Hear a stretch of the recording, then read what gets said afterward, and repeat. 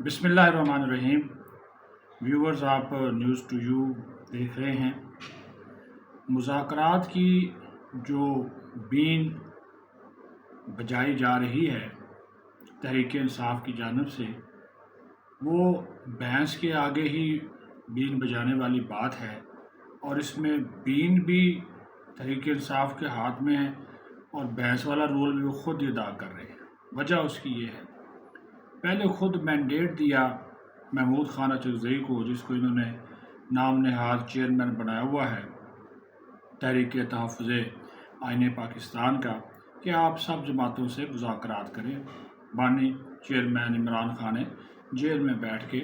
اس کی اناؤنسمنٹ کر دی۔ وہ تیار ہو گیا، اس نے بھی کہا ٹھیک ہے جی، مذاکرات کا راستہ ہی اچھا راستہ ہے،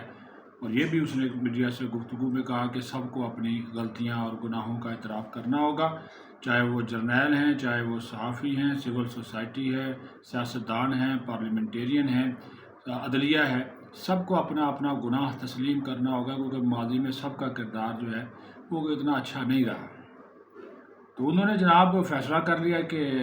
جناب میں پیپلز پارٹی، نون لیگ، MQM، JUI فیس سمیت تمام جو سیاسی قوتیں ہیں ان کے ساتھ جو ہے وہ مذاکرات کروں گا۔ لیکن جناب جیسے ہی انہوں نے فیصلہ کیا تو ہمیشہ کی طرح بانی چیئرمین PTI وہ دودھ میں مہنگیاں ڈالنے والی بات کر دی اور کہا جی میں نہیں کرتا ان سے مذاکرات، اور شرط رکھ دی کہ پہلے میرے سمیت تمام قیدی رہا کیے جائیں، اور پھر یہ پیپلز پارٹی اور نون لیگ سے مذاکرات نہ کیے جائیں، MQM سے نہ کیے جائیں، باقی سے آپ مذاکرات جو ہے وہ کر لیں۔ یہ چور ہیں، ڈاکو ہیں، لٹیرے ہیں، وہی پرانا منترا جو ہے وہ بجاتے ہیں، وہ انہوں نے بجانا شروع کر دیا، اور یہ پیغام رؤوف حسن اور عمر ایوب کے ذریعے میڈیا کے اب وہ آ گیا۔ اندر کی بات یہ ہے کہ یہ بانی چیئرمین چاہتا ہی نہیں ہے، سیدھی سی بات ہے، وہ بات کرنا چاہتا ہے اسٹیبلشمنٹ سے، آرمی چیف سے، DGI سے وہ بات کرنا چاہتا ہے، اور وہ ان سے بات کرنا نہیں چاہتے۔ یہ ہے اصل مسئلہ۔ باقی جب بھی سیاسی قوتوں سے مذاکرات کی بات ہوتی ہے، یہ ایگری کر کے اس کے پیچھے ہٹ جاتا ہے، اور یو ٹرن لینا تو جناب کے لیے کوئی بہت بڑا مسئلہ نہیں ہے، ایشو ہی کوئی نہیں ہے۔ وہ تو کہتا ہے جی یو ٹرن جو ہے وہ یہ سیاست کا ایک اہم جزو ہے، اور زندگی ان کی جو ہے وہ یو ٹرن سے عبارت ہے۔ یہ حال ہے کہ اس بیچارے کو بھی گندا کر دیا اچکزئی کو، وہ عید کے بعد جو ہے وہ تمام سیاسی قوتوں کے ساتھ بات چیت کے لیے رابطے شابطے میل ملاقاتیں کرنے کی کوشش کر رہا ہے، اور جناب ادھر سے پیغام آ گیا کہ نہیں جی ان سے بات نہیں ہوگی، بات ہوگی تو اسٹیبلشمنٹ سے ہوگی۔ اسٹیبلشمنٹ کرتی ہے ہم نے بات چیت کرتے کرتے جو آپ نے بات کرنی ہے سیاسی قوتوں سے کریں، کیونکہ انہیں کو تو رگڑا دے رہے ہیں، اسی اسٹیبلشمنٹ جس سے مذاکرات کی بھیک مانگ رہے ہیں، انہی کے خلاف سوشل میڈیا پہ جو طوفان بدتمیزی ہے، جو آرمی چیف کی ٹرولنگ کی جاتی ہے، DGI کی جاتی ہے، قومی ریاستی اداروں کی جاتی ہے،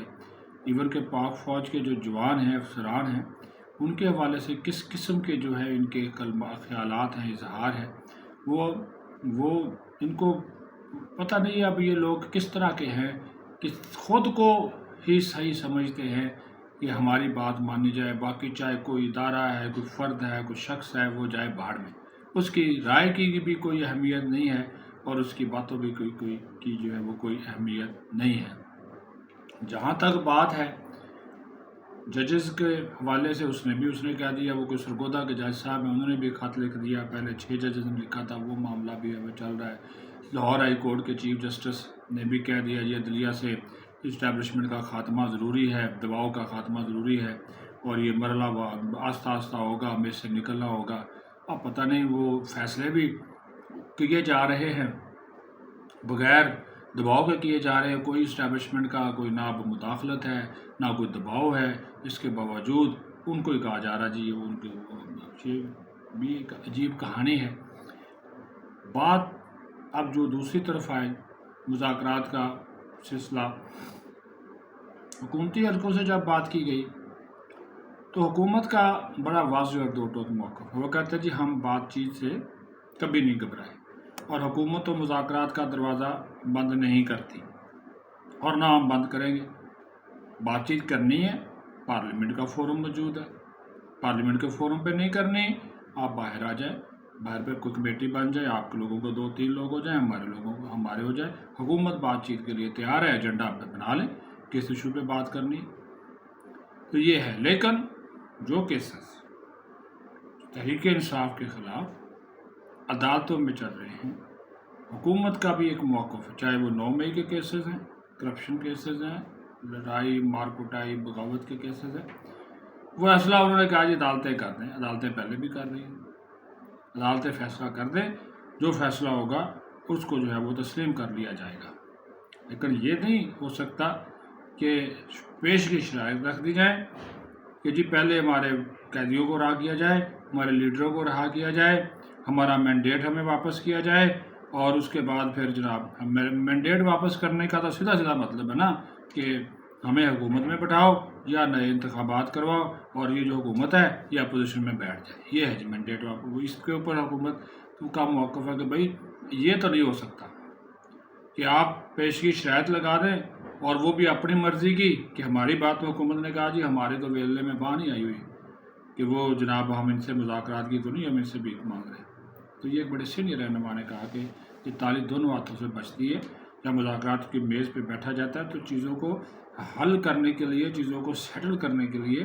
باتیں کی جاتی ہے، نہ کہ اس میں یہ پھر یہ شرائط ہی رکھ دی۔ شرائط رکھنے کا مقصد ہوتا ہے کہ پھر آپ بات چیت چاہتے ہی نہیں ہیں، تو وہ جو میڈیا کو دکھانے کے لیے کہ ہم بات چیت کے لیے تیار ہیں، اور پھر پی ٹی آئی کے اندر جو گروپ بندی ہے، جو لڑائی ہے، ابھی دیکھیے خود اسد کیسر نے محمود اچکزئی سے ملاقات کر کے ان سے درخواست کی کہ آپ جو ہے وہ دیگر جو پولیٹیکل پارٹیز ہیں ان کے ساتھ آپ رابطے کریں اور مذاکرات کا عمل شروع کریں۔ یہ اسد کیسر سابق اسپیکر کہہ رہا ہے۔ ادھر سے بانی چیئرمین کا پیغام آتا ہے کہ نہیں جی نہیں، ان سے تو بات چیت نہیں ہے، 3 جماعتیں پیپلز پارٹی، نون لیگ، ایم کیو، ان سے بات چیت نہیں ہوگی، بات چیت کرنی ہے تو جناب اسٹیبلشمنٹ سے بات چیت ہوگی، وہی طاقتور ہے۔ وہ جناب سارا اس کا جو کیا کرایا اسد کیسر کا بھی وہ خراب کر دیا، اس کے اوپر مٹی ڈال دی، اور اچکزئی کی جو سیاسی عزت و احترام ہے وہ کتنا بانی چیئرمین کرتا ہے، وہ ان کے ماضی کے آپ ان کے فکرے، ان کے جملے، وہ جس طرح اس کی نقلیں اتارتے تھے، وہ آپ کے جو ہے وہ سامنے ہے۔ لیکن یہ دوسری طرف جو چیزیں چل رہی ہیں اس کے اوپر اگر ہم بات کریں محسن نقوی، کیونکہ یہ بھی امپورٹنٹ خبر ہے جو کہ آپ تک پہنچانا ضروری ہے کہ محسن نقوی صاحب بھی اس وقت پیپلز پارٹی، نون لیگ اور اسٹیبلشمنٹ کے درمیان ایک پول کا کردار ادا کرنے کی کوشش کر رہے ہیں۔ جو اس وقت نون لیگ اور پیپلز پارٹی کے درمیان بجٹ کے حوالے سے تناؤ ہے، اس کو کم کرنے کے لیے